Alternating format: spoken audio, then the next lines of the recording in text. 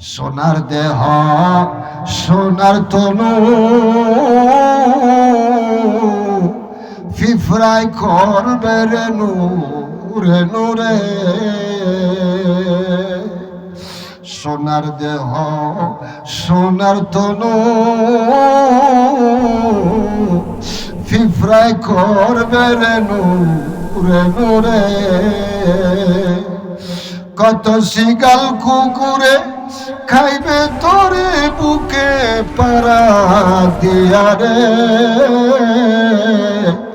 হায়রে খবর দেশে যাইয়া। খায় না খবর থেকে কুত্তায় খেয়ালে খায় না লাশ খায়।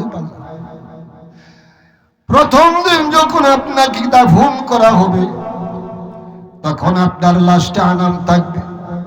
3 দিন যখন আপনার অতিবাহিত হয়ে যাবে ভিতর থেকে কীড়া পয়দা হবে। এমন লম্বা লম্বা বিষাক্ত কীড়া তৈরি হয়ে যাবে। এই কীড়াগুলো আপনার যখন 7 দিন হয়ে যাবে হাড্ডিগুলো থাকবে সব কীড়ায় তছনছ করে ফেলবে। এই ছিল। অথচ সেই দেহকে আল্লাহ কত সুন্দর করে বানাইছিল দুনিয়ার মধ্যে। লাকাদ খালাকনাল ইনসানা ফি আহসানি তাকওয়িম। এসে যাবে, কাকেও খাতির করে নাই। যিনি কি দুনিয়ার সাইয়্যিদুল মুরসালিন হিসাবে দুনিয়াতে পাঠাইছিলেন, সাইয়্যিদুল মুরসালিন ইমামুল মুরসালিন মুহাম্মদুর রাসূলুল্লাহ সাল্লাল্লাহু আলাইহি ওয়াসাল্লাম, তিনিও তো দুনিয়াতে থাকে নাই। থাকছে? আপনি আমিও তো থাকতে পারবো না, আপনি আমিও থাকতে পারবো না। জানি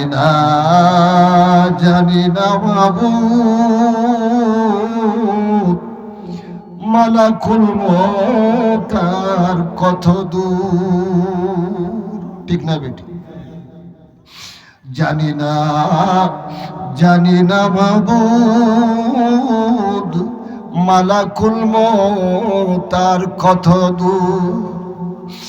আসতেছে মরণের সিটি, ডাকতেছে কবরের মাটি।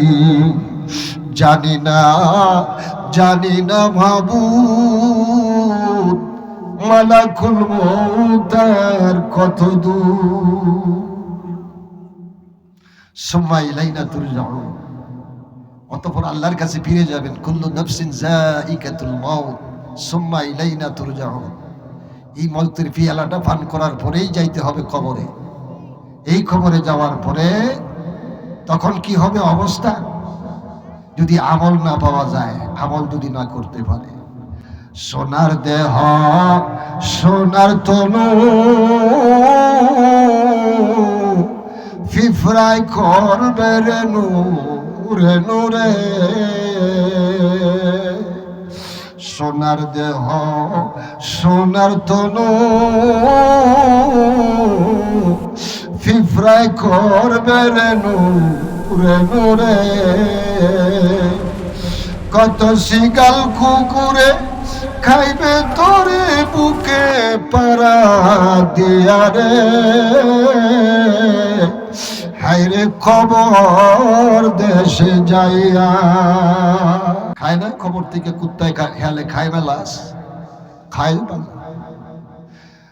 প্রথম দিন যখন আপনাকে দাফন করা হবে তখন আপনার লাশটা আনাম থাকবে। 3 দিন যখন আপনার অতিবাহিত হয়ে যাবে ভিতর থেকে কীড়া পয়দা হবে।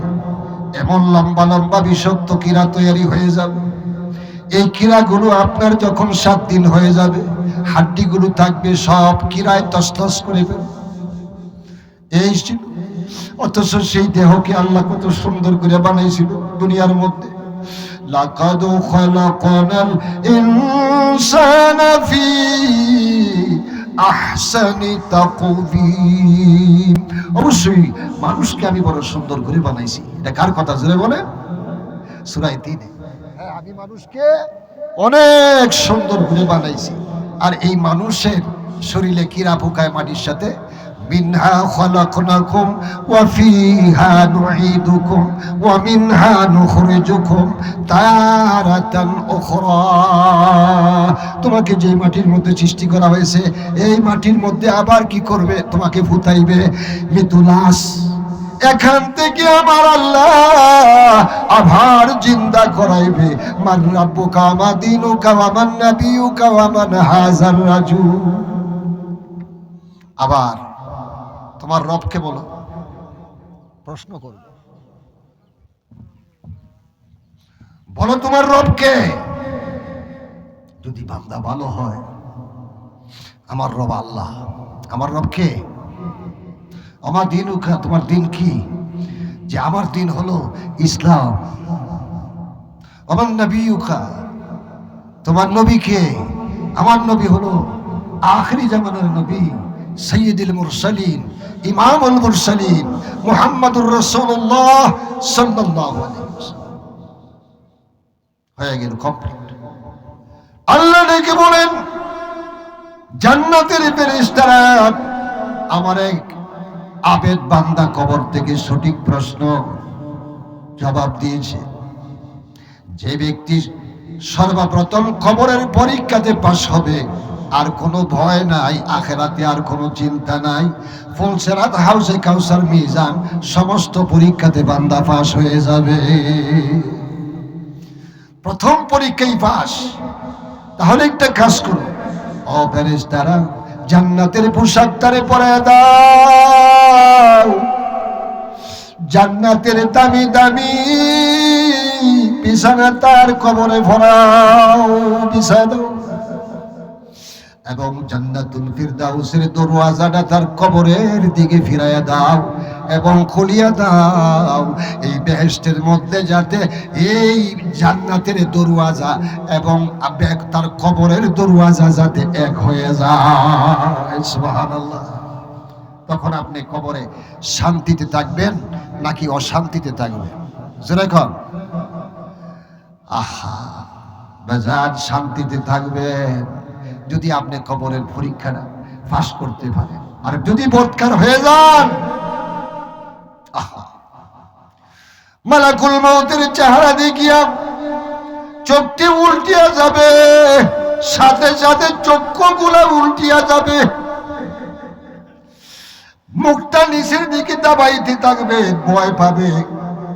নীল ধরনের চোখ হলো, ভাবি ভাইয়ের আমার, তার নীল ধরনের চোখ, চোখ বিশিষ্ট, এই নীল ধরনের চোখ বিশিষ্ট নিয়ে সে যখন আপনার প্রশ্ন করবে, যখন প্রশ্ন করবে, বান্দা পটপট করিয়া যখন উত্তর দিতে পারবে না, যখন প্রশ্নের মধ্যে আটকিয়া যাবে, এবং এই মুনকার নাকির ফেরেশতারা সালাদ শট, একটা সালাদ শট দুর্গন্ধযুক্ত, এই সালার শটটা নিয়ে আসবে তার কাছে, রুহুটাকে সালার শটের মধ্যে বলিয়া আকাশের দিকে যখন নিতে থাকবে, সমস্ত ফেরেশতারা এখানে সতর্ক হয়ে যাবে। ফেরেশতারা বলবে, কোনদিন তো এমন দুর্গন্ধ আমরা পাই নাই, এত দুর্গন্ধ কোত্থেকে সরাইলো, কোত্থেকে সরাইলো। এমনি ভাবে যখন তারা বলতে থাকবে যে সব তোমরা তাড়াতাড়ি ওই সালার শটটা এখান থেকে সরায় দাও, তার দুর্গন্ধটা কিন্তু আমরা সহ্য করতে পারতেছি না। ভাইরা আমার, আল্লাহ রাব্বুল আলামিন ডাকিয়া বলবেন, হ্যাঁ ফেরেশতারা, এই সালার শটটা ইল্লিনা সিজ্জিনে পৌঁছায় দাও, নিচের দিকে দাবায় দাও।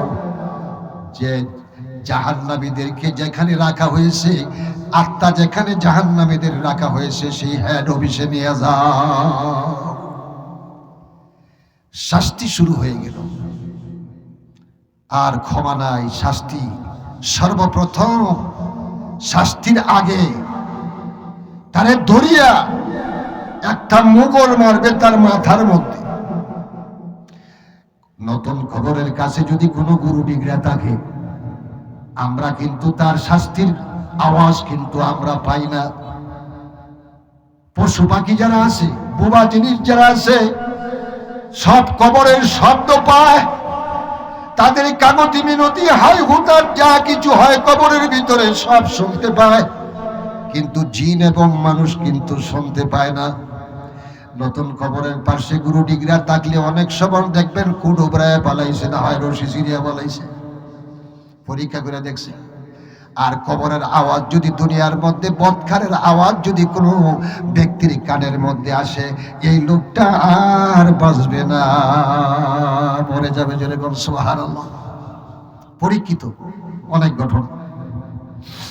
ভাইরা আমার, প্রথমবার ফেরেশতারা দড়িয়া এমন একটা গুর্জ মারবে তার মাথার মধ্যে। হাদিসের মধ্যে আসছে হিমালয় পর্বতের মধ্যে যদি গুর্জটা রাখা হয় আর একটু টোকা দেওয়া হয়, হিমালয় পর্বতটা ভাঙ্গিয়া চুরমার হয়ে যাবে। সুবহানাল্লাহ। হিমালয় পর্বতটাও ভাঙ্গিয়া চুরমার হবে। এমন একটা গুর্জ মারবে, সেই সময় এমন একটা চিৎকার দিবে, তামাম পৃথিবীর কোন মানুষ যদি শুনত, কলিজা পাটিয়া সাথে সাথে শেষ হয়ে যাইত। এই শাস্তি শুরু হয়ে গেল অনন্ত সীমকালের জন্য।